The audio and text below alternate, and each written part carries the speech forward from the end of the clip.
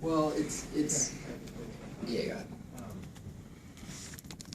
So what is it you are after? Are you willing to say publicly Well, 590 is off the table? Well, the reason why, well, I would say 590 is off the table in the sense that the language that's written there.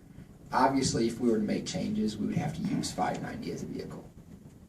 Do you have, I seem to pick up a little something from you that maybe you have a perception that licensing would take place not in the same form that it does now, or it doesn't take 1,500 hours, or Well, like that's what the discussion is about. If there needs to be changes, either more or less, or that's what the discussion is.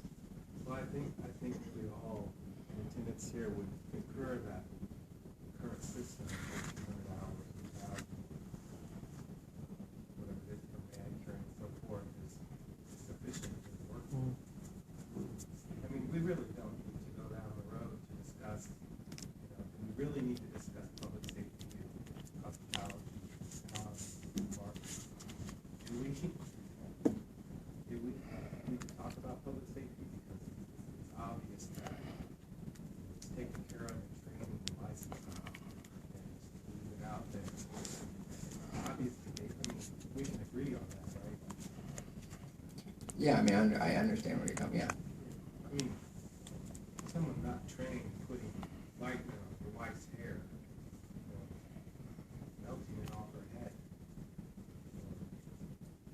Your son with mice that the person can't recognize. Your daughter who got a pedicure in a tub that wasn't disinfected and got the disease that lasted the rest of your life. These are all things that are scientifically trained to students in school. We do have requirements such as type of disinfectant we use, kills 99% of all viruses. It just seems obvious that wouldn't even be up for discussion. Oh, I want to go. That's all. Maybe I can clarify this. Takes, once again, I'm the reason you all are here. So if you're mad, you can be mad at me. Once again, not to reiterate what I already said. This is for the people that came in. 99.9% of the barbers that I reached out to, when we found out about this, all of them are irritated. They're irritated because they feel that we didn't have a voice. That's why we started the association. We did everything we did.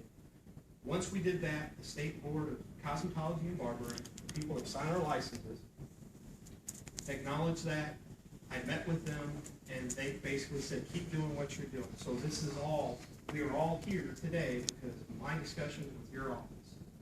The News Channel 13 that did a report over the weekend, they did that out of our request to cover it, to get it out, to reach the barbers. There's 3,100 barbers. When the state gave me the stack of all the barbers' addresses, there was no phone numbers on it. So the only way for me to get the word out, to meet here today, was to utilize the media. So part of this, once again, is a learning curve on my behalf. I'm trying to do the best I can. So to take a little heat off the representative, that's why some of the confusion is this a meeting, is this a hearing? I'm thankful that everyone that showed up once again.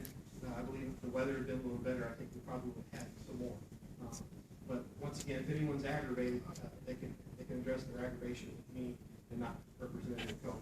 But I understand why people are aggravated. So the only thing I can say is, like I said earlier, I possibly made some statements with Daniel, speaking with you on the phone and in private, that I didn't know is there going to be a learning curve that I had a right to make. I went as far as meeting with the governor's assistants to try to get him to allow Emily, or again the governor of the board, to be here, to be involved. If there was any type of compromise, and I hate to use that word, but if there was a compromise or a change in it, the only thing it had to do was with the barbering industry, period. I'm not here to speak on behalf of cosmetology. I'm not a cosmetologist. Therefore, I don't know what they do in school. And if they're not barbers, they really don't know what we do in school. So that was where we're at.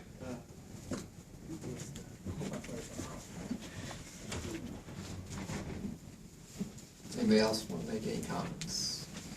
Aye. Thank you for your I didn't know time. you My name is did it. Marshall. I've been a cosmetologist for 28 years. I own a salon. I actually served on the board of cosmetology for 6 years. First 4 years under Governor Blunt, and then 2 years under his administration. And I'm no longer there as of a year and a half. So anyway, I don't know that I can add a whole lot to what has already been said. You know, we've all dealt with the public safety issue, and that's a good thing.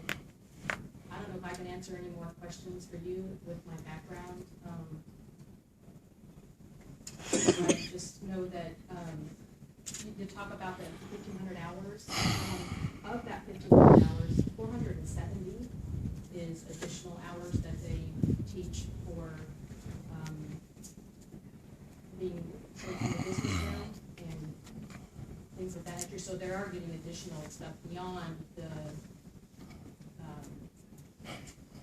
disinfection and public safety and all that. So, well, I'd like to know what precipitated this in the first place. You know, what was the idea, or what precipitated the notion of perhaps deregulating? Can you answer that? Yeah, I mean, it really comes